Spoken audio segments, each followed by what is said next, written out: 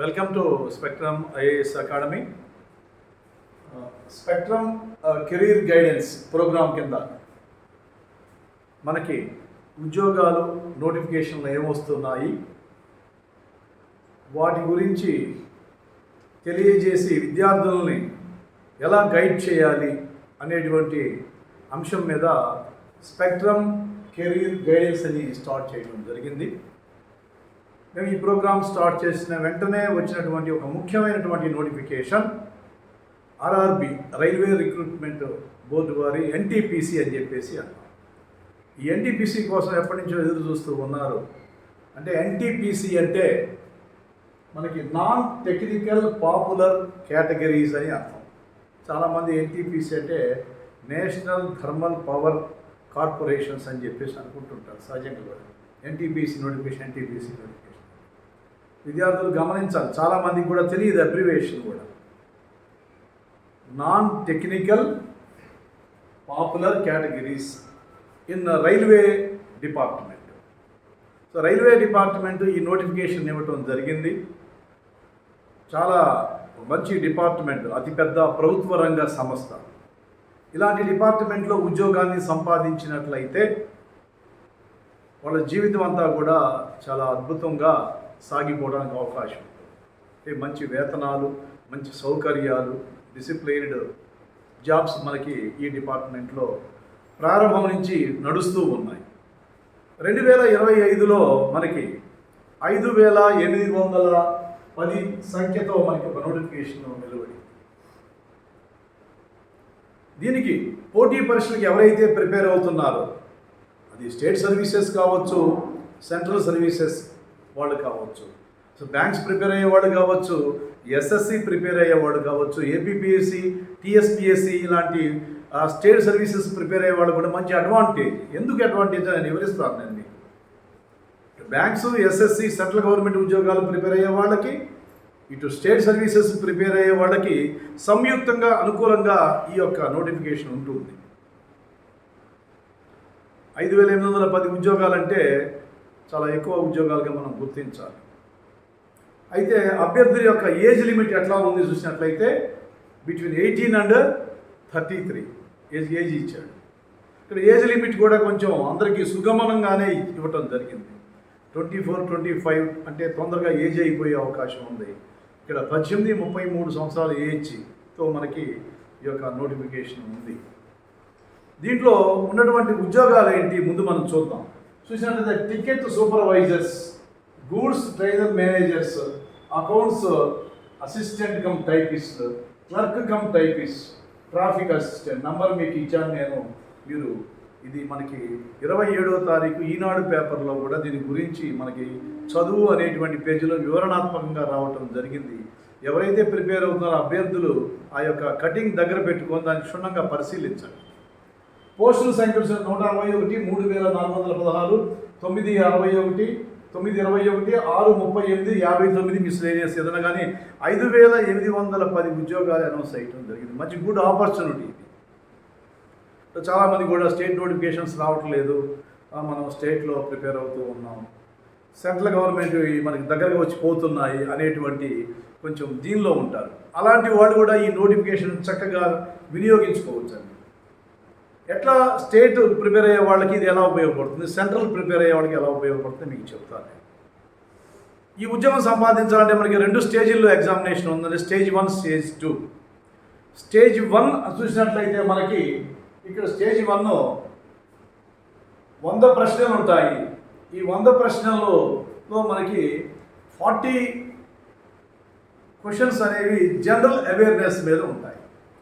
30 questions అనేవి numerical ability, arithmetics మీద ఉంటాయి. 30 క్వశ్చన్స్ అనేవి రీజనింగ్ మీద ఉన్నాయి. దీంట్లో ఇంగ్లీష్ సబ్జెక్ట్ లేదు. సెంట్రల్ సర్వీసెస్ ఇంగ్లీష్ కలుపుకొని ప్రిపేర్ అవుతుంటారు. ఇక్కడ ఇంగ్లీష్ సబ్జెక్ట్ లేదండి. కేవలం మనకి జనరల్ అవేర్నెస్, అర్థమెటిక్, రీజనింగ్ మాత్రమే ఉన్నాయి. దట్ ఈస్ టైం వచ్చేసి 1.5 hour టైం, అంటే 90 minutes, గంటన్నరలో ఈ 100 ప్రశ్నలు మనం గుర్తించగలగాలి. అయితే దీంట్లో మైనస్ మార్కులు కూడా ఉన్నాయి. మైనస్ మార్కులు 1/3 మైనస్ మార్కులు ఉంటాయి. అంటే ప్రతి 3 తప్పులకి ఒక రైట్ మార్కును తీసివేయటం జరుగుతుంది. అభ్యర్థులు గమనించి మనకు తెలిసిన ఆన్సర్ని గుర్తించాలి జాగ్రత్తగా.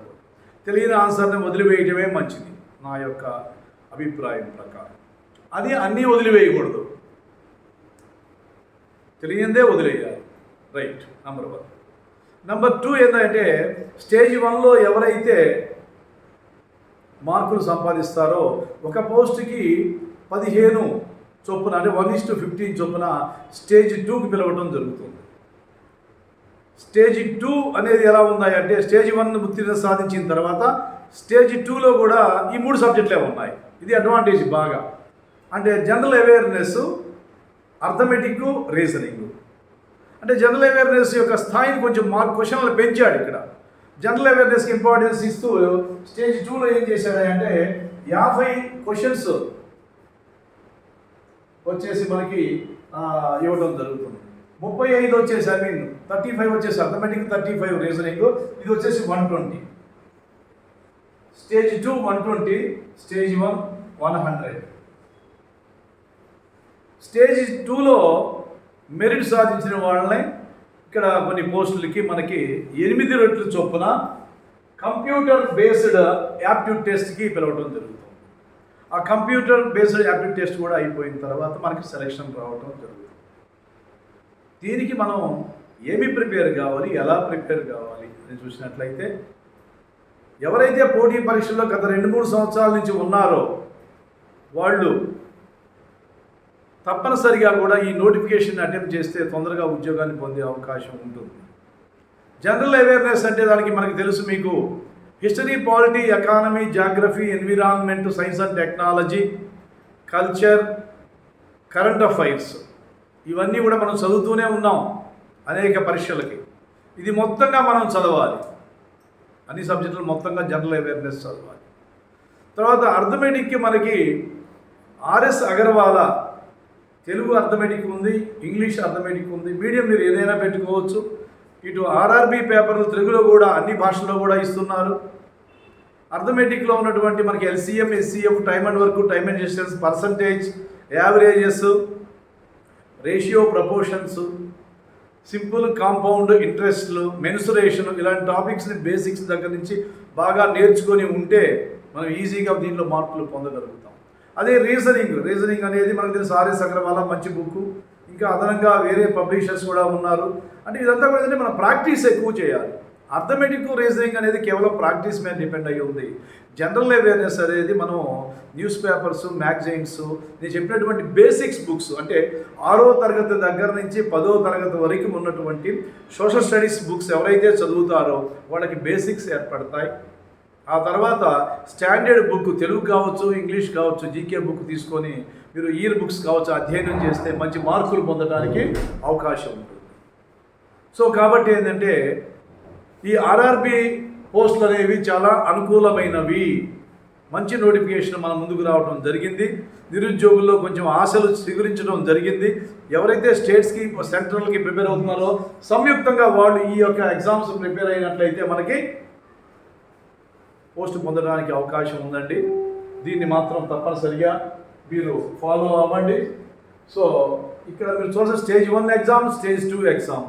స్టేజ్ 1లో general awareness, arithmetic, reasoning, stage 2లో కూడా సేమ్ ఉన్నాయి. కాబట్టి ఒక విస్తృత స్థాయిలో మొట్టమొదటి నుంచి 2 స్టేజీలకి ప్రిపేర్ కావాలి. 2 స్టేజీలు ప్రిపేర్ అయినట్లయితే ఆ తర్వాత మనకి మెడికల్ టెస్ట్ కండక్ట్ చేసి ఉద్యోగాలు ఇవ్వటం జరుగుతుంది. So use this good opportunity to all the students who are preparing for competitive examination success. So career guidance, spectrum career guidance అనేటువంటి ప్రోగ్రాంలో మేము వచ్చేటువంటి నోటిఫికేషన్ గురించి మీకు వివరిస్తూ ఉంటాం. కాబట్టి ఈ ఛానల్ని మీరు సబ్స్క్రైబ్ చేసుకొని ఫాలో అవుతూ ఉంటే సబ్జెక్టు కూడా వివరిస్తూ ఉన్నాను నేను. పాలిటీ, హిస్టరీ, ఎకానమీ, జాగ్రఫీ ఈ ఛానల్ ద్వారా మీరు జనరల్ అవేర్నెస్ మొత్తాన్ని సమగ్రంగా పొందవచ్చు. మీ ఇంటి దగ్గర నుండే వీడియోస్ చూసుకుంటూ మీరు నోట్స్ రాసుకుంటూ పొందవచ్చు. ఆ నేపథ్యంలో నేను ఇండియన్ పాలిటీ స్టార్ట్ చేశాను. ఇంతకుముందు ఇంటర్నేషనల్ రిలేషన్స్ స్టార్ట్ చేశాను, వీడియోలు చేయడం జరిగింది. రాబోయే రోజుల్లో కూడా ఇంకా సమగ్రంగా విద్యార్థులను ఉద్దేశించి అనేక వీడియోలు చేసి మీకు అవేర్నెస్ క్రియేట్ చేయడానికి spectrum IAS academy, spectrum career guidance programme సిద్ధంగా ఉంటుంది. Thank you very much.